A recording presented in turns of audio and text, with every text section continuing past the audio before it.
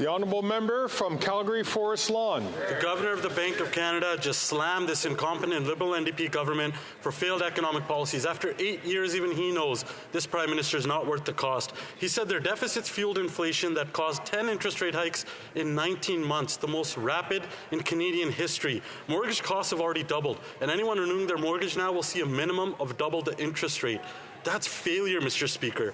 Will he rein in his spending and balance the budget so interest rate and inflation can come down and Canadians don't lose their homes?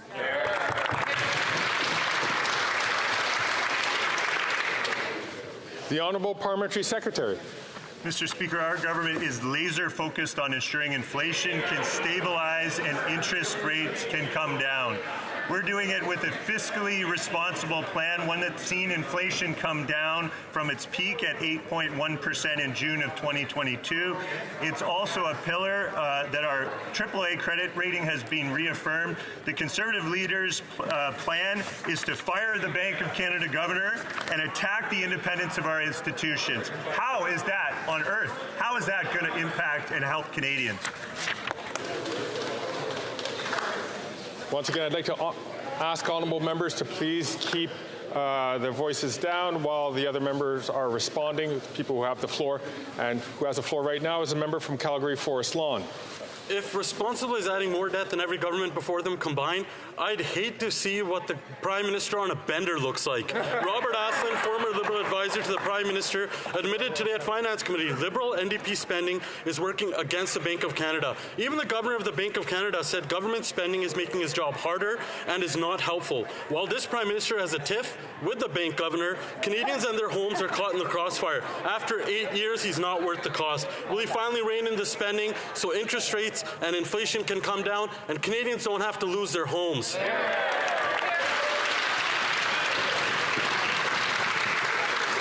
The Honourable Parliamentary Secretary.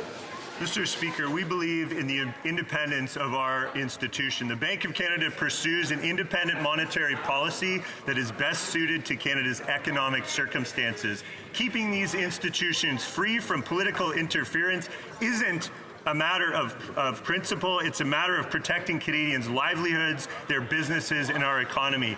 Canada's AAA credit rating was reaffirmed last month, and Canada still has the lowest debt to GDP ratio in the G7. The Conservatives can keep fear-mongering all they want. Canadians expect better, and they deserve better. Yeah. Ooh.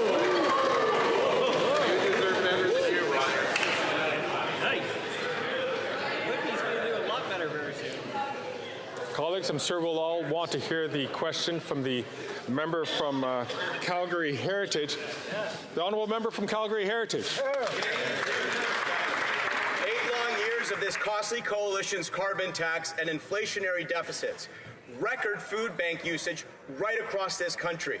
In the past year, the Calgary Food Bank saw demand surge by 32%. Wow. Its highest increase on record. Canadians go hungry. NDP Liberals get rich. When will this Prime Minister axe his failed carbon tax and admit he's not worth the cost?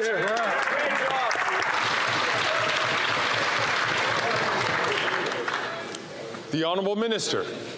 Mr. Speaker, we know that Canadian families are struggling to afford groceries, and we will continue to support families with programs like the Canada Child Benefit.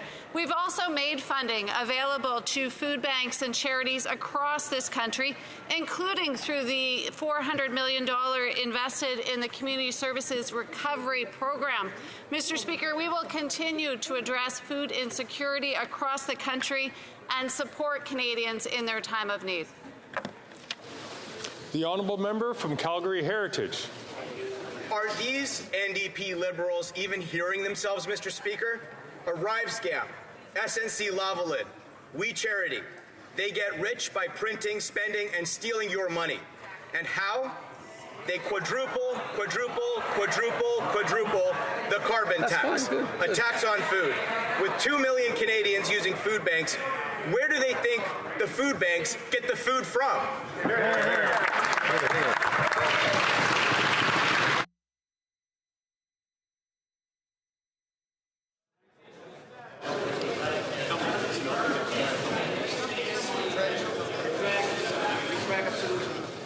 I do ask members to please be mindful of the language which they employ to making sure that there are not disruptive statements in the House. The Honourable Minister. Mr. Speaker, we value the role that farmers play in this country, providing food for our tables. But what's interesting, Mr. Speaker, and if we want to talk about making sure that life is affordable for Albertans and Canadians for the long term, where is that member of Parliament from the Conservative Party? Where are his 29 colleagues when it comes to protecting and preserving the Canada Pension Plan? I can tell you where they are, Mr. Speaker, simply not on the job. Now we have the Ontario Finance Minister concerned about this. We're going to have a special meeting over this. Albertans want to stay in the CPP. Where are the Conservative MPs? Silent and absent on the job.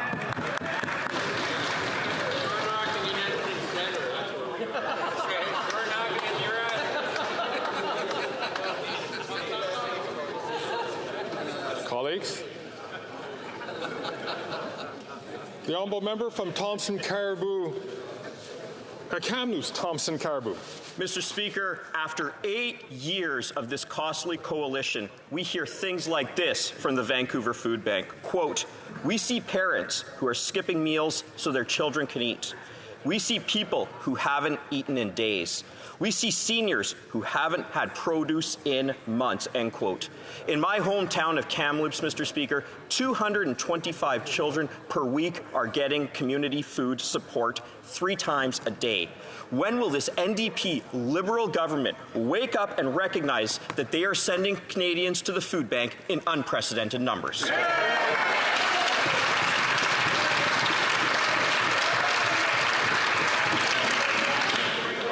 The Honourable Parliamentary Secretary. Thank you, Mr. Speaker. Time and again, while the Conservatives have stood against helping our most vulnerable, we have fought time and time again for tangible measures that help Canadians, like the CCB, the workers' benefit, childcare, dental care, the grocery rebate, increasing OAS, the GIS, quarterly carbon price rebates. We are proud to have lifted over 2.7 million Canadians out of poverty.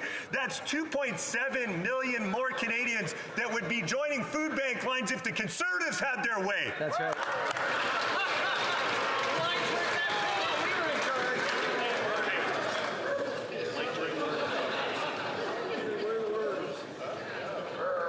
The honourable member from Kamloops, Thompson Caribou. Mr. Speaker, isn't this the member that told Canadians that carbon taxes would be painful? Mr. Speaker, we have to remember that this Liberal NDP government wants to quadruple the carbon tax from 14 to 61 cents a litre. They have had 8 years to get it right, and they got it wrong, and wrong, Mr. Speaker. I worry that this Christmas we won't be giving toys. People will be getting canned food. This Prime Minister is not worth the cost. Will this NDP Liberal government end their costly inflation and carbon tax increases?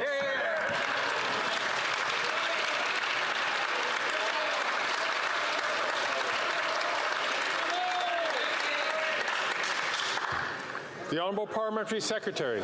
Mr. Speaker, I think Canadians are wising up to the fact that the Conservatives would cut programs for some of the most vulnerable Canadians in our communities. Our government has put in place that have lifted almost 500,000 kids out of poverty, that have reduced childcare fees by 50%, saving families hundreds of dollars per month, to name just 2. Canadians also know that the Conservatives won't step up to fight climate change, would reverse course, make pollution free again, drive up emissions with reckless abandon. So let me ask the Conservatives a question. When will these slash and burn Conservatives realize that their reckless behavior puts the future of Canadian families